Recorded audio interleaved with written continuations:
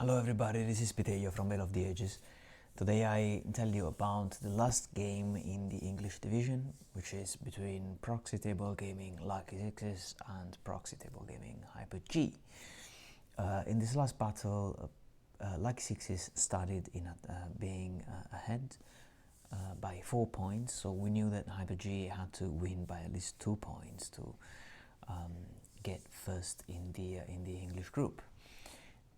Hyper G was playing with Beast Thirds, for which you have already seen the patrol in the previous video, and Lucky Sixes with the Highborn Elves. Hyper G won the deployment role, decided to go to the right side where the elevation is in the deployment zone. He positioned the Soothsayer in the Wildon at the center, with the Minotaurs behind the hindering terrain. To the other side, Lucky Sixes positioned the Flame Warden at the center and the Mage going solo. You see a screenshot of the army. We start with turn 1 for Hyper G. No charges, of course. In the movement phase, everybody advances to the max except for the Minotaurs, which remain in the hindering terrain. In the magic phase, essentially nothing happens, really. Yeah, nothing of interest. There's no shooting, because the only shooting that the beasters have is the throwing weapons, which is at very short range. Now, in Lucky Six's turn, charge phase, he decides to charge the Flame Wardens into the Wildons, because why the hell not? The charge failed, and so just shuffle forwards by a bit. Then in the movement phase, you can see that the Lancers advance, and the Mage goes close to the Lancers, between the Lancers and the elevation. In the magic phase, gets 6v4 dice, manages to cast Altered Sight to boost the archers and their shooting power, and Hyper G fails to dispel that.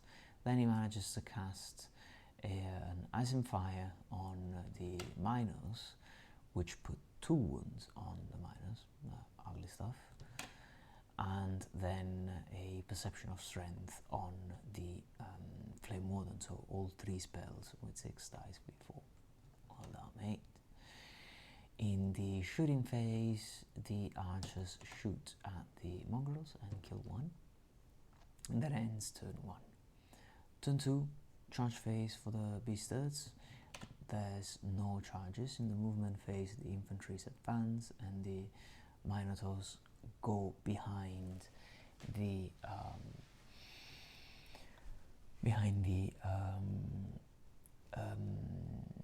hill and the Flame Wardens to get some protection. In the magic phase, I think that he manages, Hyper G manages to cast Healing Waters on the Wildon. And yeah, that's it. Shooting phase, it's time for some throwing weapons. They managed to kill 1 Flame Warden. Turn 2 for Lucky Sixes. It's time for a charge in the flank of the Miners, which are visible to the Lancers to the very bottom. Hyper G wisely decides to flee, and that means that the Lancers fail the charge, but they do manage to get on top of the hill. In the movement phase, there's the Flame Wardens that pivot a bit to avoid being flanked by the mongrels in the north, and then the archers backtrack by 2.5. Then in the magic phase, the Lucky Sixes manages to cast a Perception of Strength, but not Altered Sight. Then in the shooting phase, he manages to pop another mongrel. Yes, that's it in the charge phase for the beast turrets. There's no charge being declared, and then immediately we go to rally the flame minotaurs, and then in the remaining of the moving phase the two infantries get closer to the flame warden, and the mongrel position themselves so that they can charge the flank of the flame wardens. But speaking of flanks and mongrels, you'll see in the next turn. Magic phase, there's a failed attempt at casting Master of Earth on the cavalry, and I think that Healing Waters this time go through.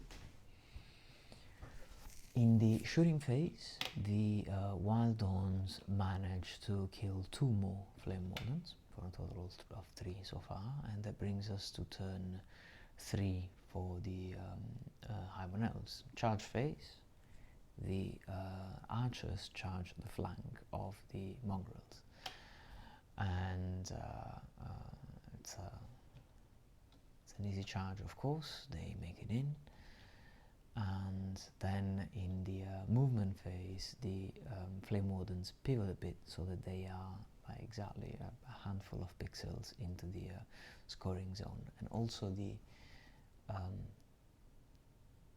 mage moves in a way that she's going to be within general range between of all the units there. In the magic phase is 5 versus 2 dice, and just to cast an altered sight on the archers, even if it's not going to be that meaningful right now. There's no shooting phase because the archers are in combat. The mongrels do manage to do their primal instinct roll, and actually they kill 2 archers and they only lose 1 in return. So essentially they lose by only 1 point. Highborn rolls a double 1, so they stick in combat, which Highborn is kind of not necessarily happy about. He would have wished to have them flee and then rally them once they were in the zone, but yeah, double 1s when you don't expect them. Then it's Highborn's last turn. He decides to declare charges and put the Wild Dawn into the Flame Wardens, since they had managed to get into the scoring zone by at least a pixel. And then in the remaining movement phase, you can see that the Minotaurs made it into the scoring zone. Then we go into magic. Highborn tries to cast Healing Waters, now very much needed, on the Wild Dawn, but it gets dispelled. And we go to combat, and in combat this time Highborn manages to keep the extra rank in the back, but still it's not steadfast because it has been charged in the flank by a unit with 2 ranks, and in the end rolls about an 11, and so the mongrels are fleeing now this turn. They flee, the archers don't catch them, and actually they have to stop short of getting too close to the rear rank of the mongrel of the Wild Dawn herd, because they cannot get as close as the fleeing unit. Now in the combat phase, the Flame Wardens kill 5 Wild Dawns. It's a bit of a bloodbath, and they lose 2 in return. But the Wild Dawn stick, they remain in combat. At this point, we are ready for the last turn for the Highborn Elves. Mage charges into the flank, archers charge into the rear, combined bonus of +4, crazy stuff. The Lancers zoom into the scoring zone without risking to fail the charge or anything, and then we go into the magic phase, where again Lucky Sixes manages to put a perception of strength, very important, on the Flame Wardens, and also altered sight on the archers.